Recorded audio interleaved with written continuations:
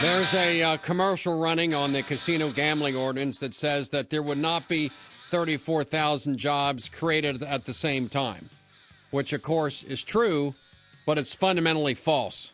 Because what would happen first is that there would be anywhere from 15 to 20,000 construction jobs, and then another 15 to 20,000 permanent jobs. There would be more than 34,000 jobs created, but not at the same time.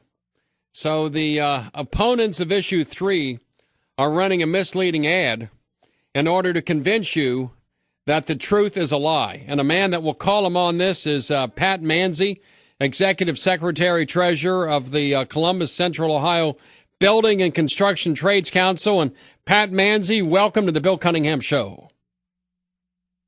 Pat, how are you? All right. Talk about, first of all, what does the Building and Construction Trades Council do, if anything? We're sort of an umbrella organization for all the construction trades unions in Central Ohio. It's an organization that's all across America, has a national department. We kind of try to keep all the construction unions going in the same direction. So it's like electricians, drywallers, plumbers, yes, and all the rest. So when you build something, that's construction trades. Yes.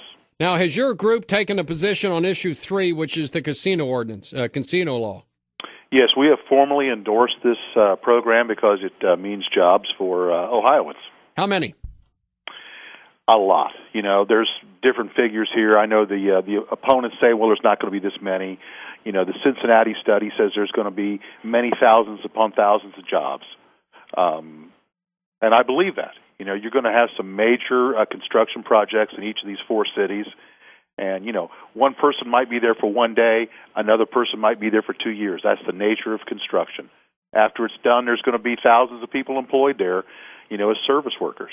This means something for Ohio. Last week I had on Dan Gilbert, who's the Cavaliers owner. He owns Quicken Loans, and he would own the casino in Cincinnati. And one of the other things being said by the opponents of these jobs creation ordinances is that, well, there's no requirement that they actually build the casino at all.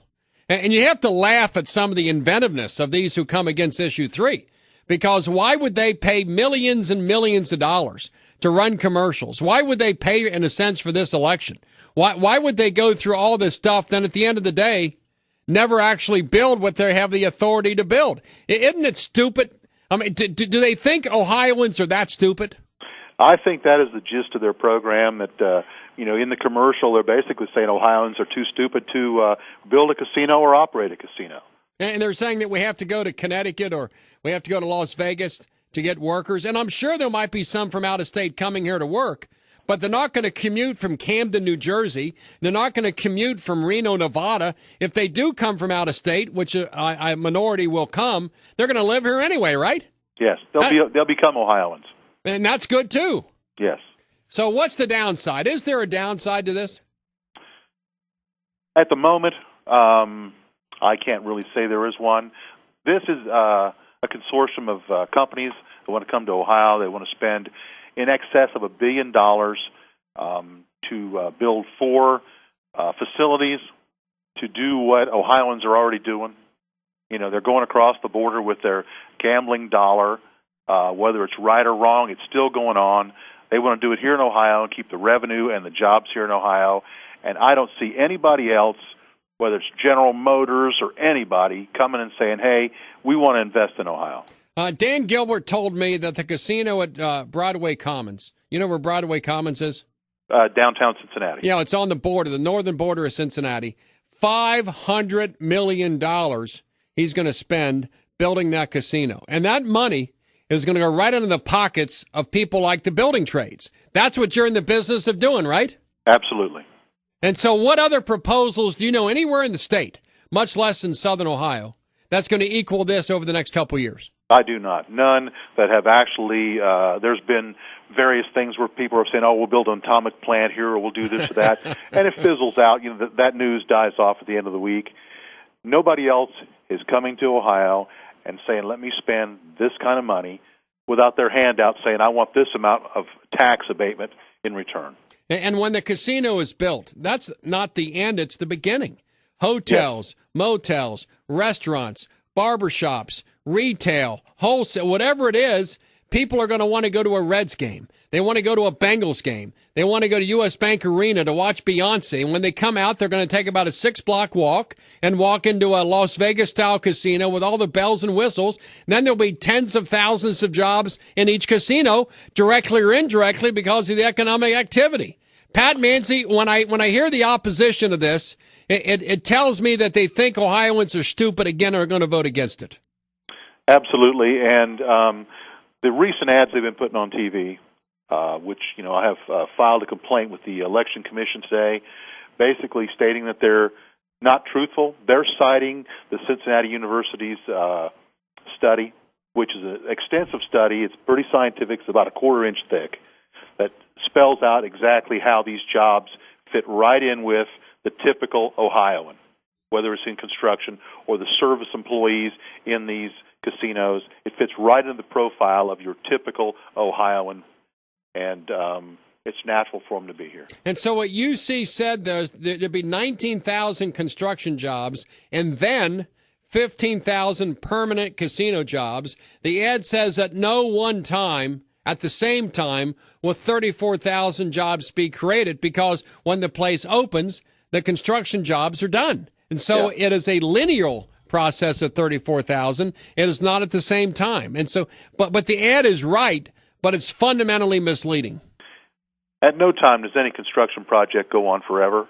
At one time in southern Ohio, the atomic plant over in Piketon had 50,000 people working at that place. Was that for a day or a month or a year, whatever? At one time it reached that peak back in the early 1950s. So that's the nature of construction. It raises and lowers. All construction jobs are temporary. You go from site to site. Pasquale Manzi, as Executive Secretary Treasurer of the Building Trades Council, give us some sense as to the building vitality of Southern Ohio at this point. Well, I think not only Southern Ohio, but throughout Ohio, things are really slow. Ohio has got an 11.2% unemployment rate. I'd say construction is at least double that. There's not a whole lot of projects out there in the pipeline. Whatever's going on now is going to come to an end. Contractors aren't looking at a lot of things in the future. This is going to provide something. It's not going to be the end all, but it's something to look forward to.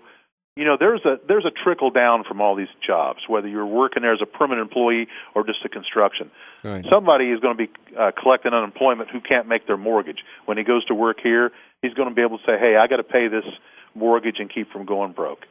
This means something to somebody, and that trickles down through the entire society. Do you think the working stiffs are going to support this thing? I think so. I think the time is right in Ohio. This is not the magic bullet for Ohio. I mean, there's a lot of things that have gone wrong. 100 years ago, this was, as far as I'm concerned, the center of the universe. Right. This state had it all going on, but it was all manufacturing, and those manufacturing jobs have left this country, and we'll probably never be able to bring them back. But we got to bring back something. People have to do something for a living. Right. They can't collect welfare their whole life. What is the policy? What is the program? What is the proposal by those who oppose this? How do they propose 34,000 or more jobs? How do they propose to generate a couple $1 billion in economic development? What are their ideas? Well, they really don't. This Truth PAC is, a front for people who are opposing the casinos, because they have their own monetary interests involved here. They want to see something else go on in the state, and they don't want to share the pie with other people. Well, the West Virginia casino owners are the ones bankrolling these opposition ads. So I get that, but don't play us like a fiddle. Don't assume we're stupid and can't get the facts. Well, that was, when I first saw this ad on TV, somebody tipped me off that it was going to be on there. I look at it, and I'm thinking, well, is that all? Isn't there more? What I see is they're just basically being insulting, that, Ohioans are too stupid to do that. Well, we're not stupid. This state has got a lot going for it. We have a lot of educated people here, a lot of hardworking people here. We just need the jobs. Well, Pasquale Manzi, you're a great American.